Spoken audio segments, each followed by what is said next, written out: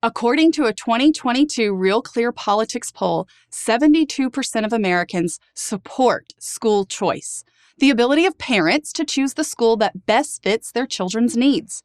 82% of Republicans, 68% of Democrats, and 67% of independents. Given how divided Americans are over almost everything, that's about as bipartisan as it gets. And given that politicians read the polls, school choice should be a slam dunk, right? Well, let's take a look at Texas. You can't get much more conservative than the Lone Star State. So you'd think it would have a very robust school choice program, but you'd be wrong. In Texas, public education doesn't look all that different from progressive California or New York, and it shares equally embarrassing educational test results. According to the National Assessment of Educational Progress, 75% of Texas 8th graders are not proficient in reading and math. The state's own assessments are just as grim. 60% of students cannot do math at grade level, and nearly 50% cannot read at grade level. This is a Texas-sized problem, and it needs a Texas-sized solution. That solution is school choice. So what's the problem? Why isn't it a slam dunk? Why is a state that has led on such cutting-edge initiatives as medical liability and tort reform fallen behind on a critical issue like education? Here's what those who oppose school choice will tell you. If you offer parents choice, the public schools will lose funding.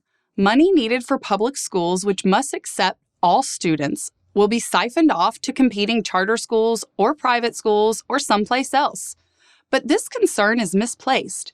In states where school choice already has a long history, most parents do not leave their local school for another school. Why aren't they heading for the exits? Here's where it gets interesting and instructive. In states where parents have choice, public schools improve.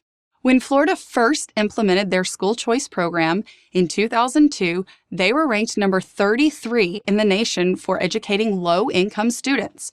By 2019, they had risen to number 1 in the nation. Indiana similarly went from number 22 in the nation to number 3 with low-income students in the same period of time after implementing choice. All this improvement happened without parents abandoning their local schools. Look at it this way. What parent doesn't want their local school to be a good school? Answer: 0. School choice does not destroy public schools. It makes them better. And of course, if a public school is already a good one with good outcomes, then students and parents won't want to use their choice option. Nothing will change. But if a school is failing and its test scores are poor and they don't make improvements, then parents will have an option to go elsewhere. Just that consequence, just giving that power to the parents will push the failing schools to do better. That's what the data tells us. And if a school still can't cut the mustard, then, and only then, do parents look for an alternative. In short, the argument that school choice will drain money away from public schools has been proven false. People are starting to get it. In 2022, in a truly landmark piece of legislation, Arizona passed a school choice bill that gives parents an education scholarship account of anywhere from $7,000 per student to more than $30,000 for students with special needs. The money follows the student, not the school. This simple change changes everything.